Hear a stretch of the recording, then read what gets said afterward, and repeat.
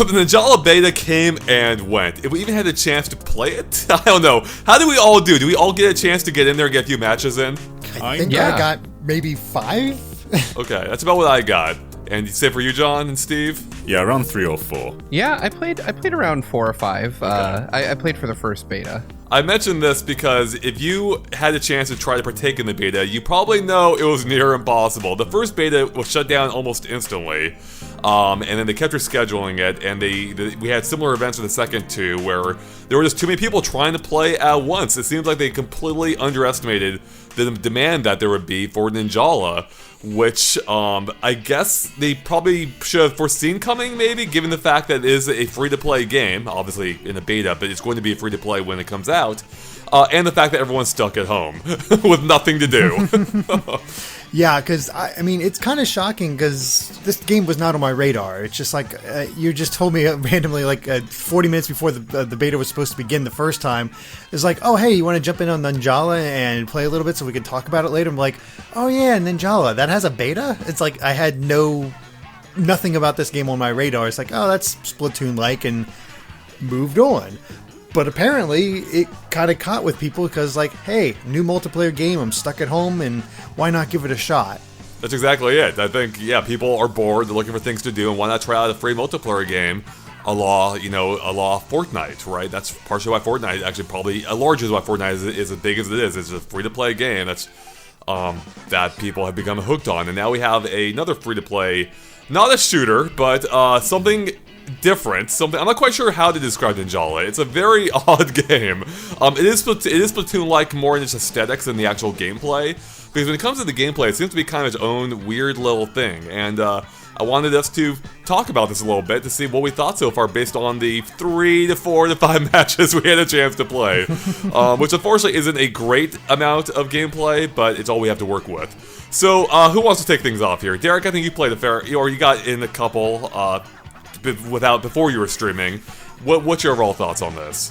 The tutorial sucks. The tutorial's not good, yeah. The tutorial gives you no indication of what you can do and what you're capable of. It's just kind of a mess. But you eventually figure out, okay, you can do different things with your bubblegum, you can dash around with it, and the goal of it really seems to be destroying these drones, because that increases your special meter. And if you get them to up your special meter up to 8 ticks, then you can use a larger weapon that gives you greater range. Makes sense so far. But what they don't explain to you is that if you push a different direction as you're attacking, you actually have different attack combos. Like Smash Brothers? So, yeah, pretty much. Like, I did a more downward strike if I pushed up and the attack button. But if I pushed down when I was using the hammer, I would do a little spin attack that would potentially hit multiple enemies and send me farther along. I didn't find this out until my 3rd match. Yeah, no idea about that. Yeah, it's just one of those things. Like, it was. You can see the skeleton of a good game here, but it's not explained very well. And it really did feel like most people were in there just sort of mashing and trying to figure it out. And once you did figure it out, you could have some fun. But I still think the clashes are very weird. Like, sometimes I did the exact same thing both times when I played. And one time I ended up first, another time I ended up 6th. And I have no idea what the difference is. There seems to be some sort of rock, paper, scissors mechanic to those weapon clashes, which happen a lot. And I am so mixed on this game because I don't hate it, but I don't know if I particularly like it either. It's just one of those things, like, I get what they're going for, but the gameplay just didn't quite click for me. Yeah, I mean, I still don't know if I get this game. I played the tutorial, and I felt like I got it. I felt like I understood all the controls. And I got into a game, and it was very clear I did not understand anything. So, I think I came second in my first game, and I didn't really know what I was doing. I was just kind of going into the fray and whacking everyone. In my second one, I watched the tutorial video again, and I understood it a bit better, so I went after the drones a bit more. But it still felt like everyone was just coming into the center of the arena and just whacking each other. And so everyone was just whacking each other over and over until only one person remained, and that felt like it was the gist of that entire match. So maybe it's something that people will understand a bit more as time goes on, but it doesn't feel particularly intuitive, just the jump in. Whereas when I first played Splatoon, I understood that game immediately. Whereas this just feels like it has too many elements going on, and none of them are really explained all that well. Yeah, it kind of feels like it's trying to be a Nintendo game, but it's lacking the polish that we often associate with Nintendo, and the ease of use. And one thing you touched on real quick, John, is you mentioned everyone was going to the center of the arena in your battle. I wish it happened in mine. I couldn't even find where people were like half the time, even though the arena itself isn't that big. It's just extremely bland. And though it isn't that big, it feels big, but it takes a little while to move around. Like, the running speed is so slow that it's, I don't know, I found it a little bit annoying just to get around. With that said, I didn't hate the game. It sounds like I might be a little bit upset by that, but did have some fun with it. It's just hard to get it's just hard to get a great grasp on it with the amount of playtime we've had so far. Steve, what are your impressions so far? My impressions skew way closer to yours than Derek's and John's. I'm overall positive about the game. I think there's a chance for it to be something really great. I agree that the movement speed is just really slow, especially for a game about ninjas. Yeah, right. Good point. That's the weird part. They're like, you're a ninja and you run so fast you can run on the wall, but that's a light jog. Also, the tutorial, I agree completely, John. The tutorial just sucks. It is really hard to understand. Well, it throws too much at you without telling you that much at the same time. Right, Yeah. but if I remember correctly, the tutorial does not even touch on that rock, paper, scissors mechanic that Derek mentioned, and I ended up in clashes more often than not. Like, whenever I was trying to attack someone, we'd end up in a weapon clash, and it seems like, they assign, like, left and right maybe are the same thing, and then up and down are different, because I think left and right were, like, green, and then one was red and the other was blue, Right. kind of indicating that there was some meaning to them, and it seemed random whether I'd win or lose those clashes. Isn't it just based on what direction both of you pressed in one? Is that That's it? what I'm guessing, Yeah. but they don't Yeah, tell you that's- like up beats left or down beats up, or I don't really know what beats what. Does it even? Yeah, and well, that's the question too. Is does it even matter? But the thing with rock paper scissors is it's usually more than a single match, so you can try and trick your opponent or try to outsmart them or predict what they're going to do. You can't really do that in a player game. You kind of can in this, though, because I've had multiple clashes where it goes from one clash you hit, you get a bit more, but they can use their bubblegum to defend and get back into a clash, and then you do it again. So I had a couple where you were in multiple clashes right in a row until you finally got that epon where you stuck them to the wall, or you got stuck to the wall. And that felt more than random to you? Yeah, that I didn't really have a sense. Like, the first match, I figured out, like, if I hit left, I seem to get around people and beat them each time. But the next match, that strategy was not working, and so I kept trying different directions and kept losing. So it felt like there was no rhyme or reason to it, and I was just trying to wrap my head around what needed to be done with those clashes. Because seriously, the first time I thought I figured it out, I was double the points of the next closest person. Like, I was like, okay, I got this game down. Cool, I know what I'm doing. And then it kind of fell off a cliff. I didn't really know exactly what was happening. I was figuring out more of the extra moves that you have, like the ranged attacks and the special move that a certain weapon will have, and trying to put those into my strategy more. But aiming long distance attacks really sucks. And there's also some stealth mechanics that you can become a box, and one person did that from across the arena, and I could still lock onto them. If I pressed down on the right stick, it still showed me exactly where they are. So they were hiding as a box, and I was just whacking them. There's nothing they could do about it. So did you have the option turned on to, I think it was auto lock on, was it, or auto camera? There was a few settings. I had gyro on for my camera. I don't think I noticed a lock on beyond when I was engaged in a clash. Yeah, I think if you click down the right stick, you should just be like a Z targeting kind of thing. I did not know that. Yeah, I don't think I did Because either. I don't think they Neither did explained it at all. It would be nice if the There game you go. explained that. I will say, I think the stealth mechanic has potential to be cool, and that's actually one of the things that reminded me of Splatoon, because that's effectively when you go into the ink and swim around. That's kind of what's happening here. You're hidden from view, or kind of hidden from view. And it seems like a neat idea. I just didn't see anyone using it. I didn't see much opportunity for me to use it. Because your movement is limited, and with the time limit, you're encouraged to just keep moving, and you need to get on to the next battle, it seemed. So I didn't find with everyone scattered all over the place. Maybe it'll be better for more objective-based matches if there are other match types. Yeah, the problem for me is that it just seemed painfully obvious that people were using it. Like, there's nothing in these arenas that makes you think that any of these boxes should ever move or anything. So every time I saw a box, like, shuffling around, I'm like, well, I know who I'm going after now. Yeah, I mean, it would only really work if you're stationary. You have to, like, wait for a target. Kind of like Splatoon, actually. In Splatoon, they can see you swimming around. If you're not moving while in squid form, they can't tell where you are. Yeah, this is also a very basic arena. You basically have that little pillar on the inside in the center, and then the rest of it's just some outsides with some gates you can go into. So there's no real place to hide, really. Everything's open, you can see everyone. So I don't know if the rest of the maps are going to be a little bit more organic, but this one just felt really basic to me. I mean, I tried to run up the walls because I was doing a tutorial. I was like, oh, right, you can run up the walls. And then I ran up a little bit. It's like, there's nothing up. There's nothing there.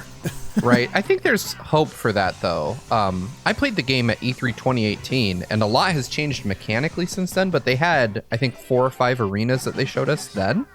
The game was weirdly absent last year, but I think I played like a city arena, and I remember commenting as I was playing it that it reminded me a lot of a Splatoon level with some verticality added to it. And they did not like that I said that. Oh, yeah?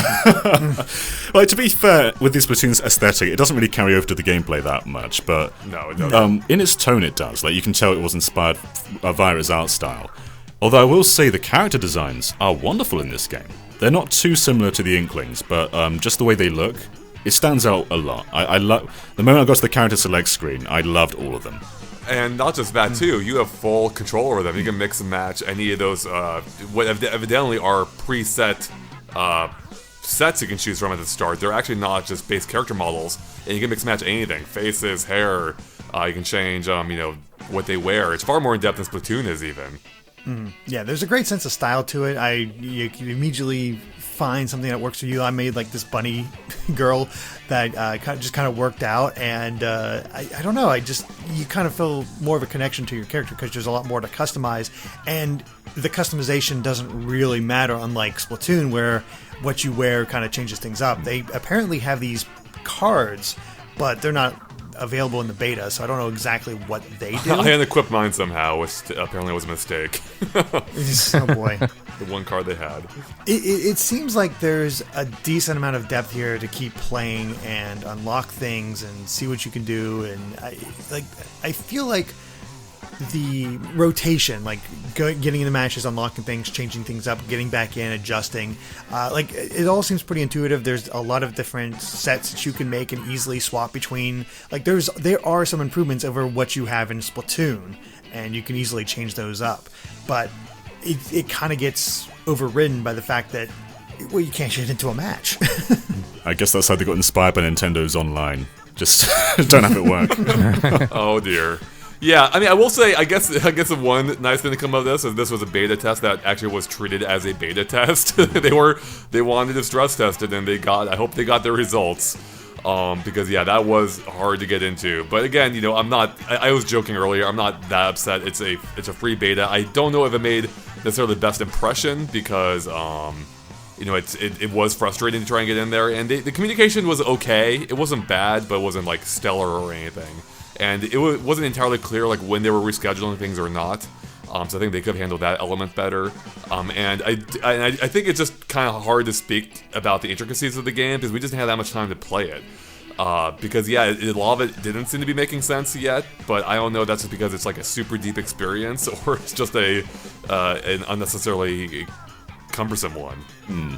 Yeah. I think the biggest problem is that it's just underexplained. I don't think it's necessarily super complex as far as the gameplay goes. I think the core loop is just find someone or a drone, hit it, and then continue to rack up points until you get killed. But I think that like John said earlier, the tutorial is just one of the worst I've seen in a game like this. Mm-hmm. It's severe. It doesn't explain the mechanics that it does explain well, and it leaves stuff out on top of that. So I think that's the biggest thing for me. And also, one of the huge things is just the over reliance on drones. Those Yeah. drones are not fun. Nope. They're not fun to hunt because they don't do anything. They're just sitting there.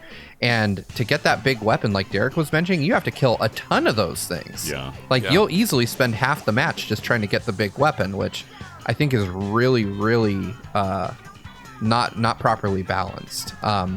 In the build I played at E3, they had a different mechanic for your weapon where all you had to do was blow a bigger bubble, and that meant that you had to find a place to hide and charge your gun with ZL until it was big enough.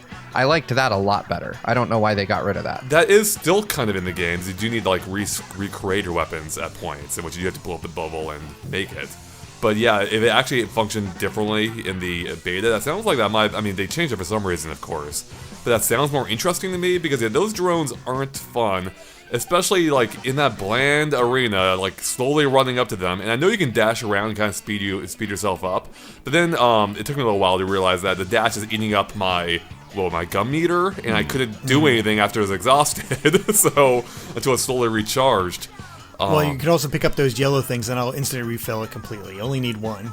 True, but Yeah. those tend to be scattered more around the corners of the arena, right? Right.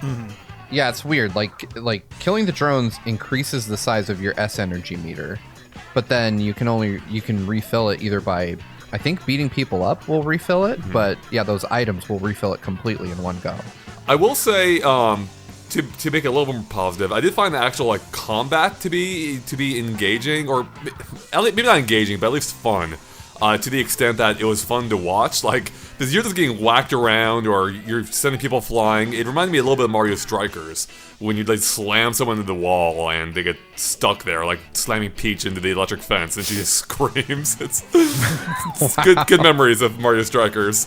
But I didn't have I still didn't have a great grasp of what exactly was happening during those clashes. I mean, I like that there seemed to be a fairly sizable aerial component to all this, even if I wasn't directly using the wall running. I don't know if I saw many people using the wall running, but there was a lot of aerial-based gameplay. That's one of my favorite things about some of the earlier Smash Brothers, I guess more so now in Smash Ultimate, is there was a lot of like a big focus on aerial gameplay, and that's kind of fun and unique. It's something you don't get in Splatoon.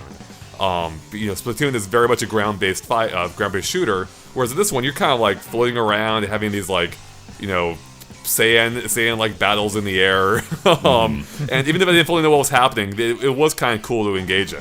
Yeah, like, you never really have any of those moments where, like, where is anyone? Because you just look up in the sky and there's usually someone just flailing at each other. So, like, that makes it kind of fun. I imagine in the more open maps, that would be like a great little waypoint to show exactly where everyone is. So you're never really like running around just trying to find anyone because there's always some sort of clash going on. And I found each of the weapons to be unique. You got your standard sword, you got this drill that allows you to go under the ground and pop up and try to surprise people. Like Splatoon. Yeah, exactly, like Splatoon. You have a slower hammer that just has a lot of power, and honestly, I usually don't like slow weapons, but that's the one I did the best with. And then you have the trick ball, which is basically a basketball. You literally, one of the moves, you dunk on the enemy. Like it manifests a basketball board, and when you put the ball in, it like slams into the enemy below them. I only got to try it out in the tutorial mode, but it seemed like an interesting option. It's just literally dunking on your opponent. Yeah, the Splatoon comparison got me thinking about something else too, getting back to the stage design, and that's like Splatoon, like there's no like giant flat open areas in that game, like the elevation's changing constantly, to the point that even though I think every stage is a mirror of each other, like they're symmetrical, it's hard to tell because it's just so different, whereas in this game, you're on a giant square platform with a cage in the middle. It reminded me if you just took like one of those cage like wrestling rings, just blew it up like 100 times. And it's not that fun. I think that might be one of my bigger problems with the game, is it just really exposes the shortcomings of, especially when it comes to movement. It just takes forever to get anywhere, and that's the part that I hate the most. So if I were the developers, I would like, if it were me and I was trying to like make the game more fun to play, I would speed up that walk speed at the least, and also make that stage more interesting. But yeah, I do want to bring a positive comparison to Splatoon here, because there is one thing Ninjala likes or does that I like better, and that is just getting ready and loading into a match. I kind of like the fact that there's not like a hub world I have to run through and go do things. Like I can just pop into a menu, customize my character, change my loadout, and jump right into a match, assuming the network holds up. But I kind of like that after years of logging into the game, logging into Splatoon, getting the briefing or a ton of briefings at once, and then having to go to shops to check things out, and then walking over. And I know Splatoon has some button shortcuts, but I like how concise it all is in Ninjala. It's so funny you mention that, because when it wasn't working, one of the games I switched over to while we waited for the servers to come back up was Splatoon. I was instantly greeted by the squids, or by Off the Hook. And I hadn't played since the last Splatfest, apparently, and it took forever to get through all that freaking dialogue with no skip option. And so I agree with you, Steve. This game did seem to be just quicker to get into, quicker to get around, and even the menus, by the way, were pretty fun. There's little animations for each of them, like the cat watches you working out, and another creature jumps out at you from the closet if you change your avatar up. Just it has a fun look to it. Again, it has that Splatoon vibe, but it also it's very much doing its own thing too. So I guess real quick, let's just focus on the positives. What do we have positives to say about this? Derek, you said you don't hate this game. Why didn't you hate it? Because I see the gameplay's potential. I think once I understand what I need to do, how I can do it, I think it can all come together and make something really fun, because it does have a great sense of style. There's original ideas in here. Did you have fun? Yeah, I had fun. Yeah, I probably would agree with that. I wasn't sure what entirely was happening most of the time, but I was enjoying it a bit. But I think that will wear out its welcome if those systems don't start making sense to me and don't seem logical at the least. But yeah, I enjoyed the kind of when I was engaged in a fight. That actually was fun. I like it's seemingly back and forth nature of being knocked around and coming back and trying to get your revenge on whoever kind of knocked you away. And the fact that you had several different options at your disposal kind of added to that. Although that do remind me of one other complaint I have, and that is the cooldown periods were really annoying to me. There was no real good visual indicator of when they're back besides looking at the meter that I was aware of, and so I just kept trying to use them randomly and hoping that they'd be back by the time I was trying to activate them. Yeah, I would like it too if they had a better visual. Splatoon does a really great job of letting you know when someone's activating their super. Mm-hmm. I would love it if Ninjala would do that. I never was able to tell when someone was about to launch something like that, so you end up getting caught up in it really easily and without a chance to really do anything defensive. Yeah, how's everyone else feeling? Are you looking forward to playing more of it when it comes out? Yeah, it's hard to say. I mean, we've only played a couple of matches, but I feel like there's so many other multiplayer games that I played for 1 round, 2 rounds, and immediately I was hooked. Whereas Ninjala, I don't know. To me, this feels like something that's not very intuitive. Maybe it'll be okay once you understand what's really going on, once you've got experience, but I don't know if I was having fun. It was good at times, but it's really tricky to say with the lack of experience we've had, but I think the foundation might be there. I'm not confident it is, though. Yeah, and it is coming out on May 27th, so that's not a whole lot of time to apply additional polish to the game.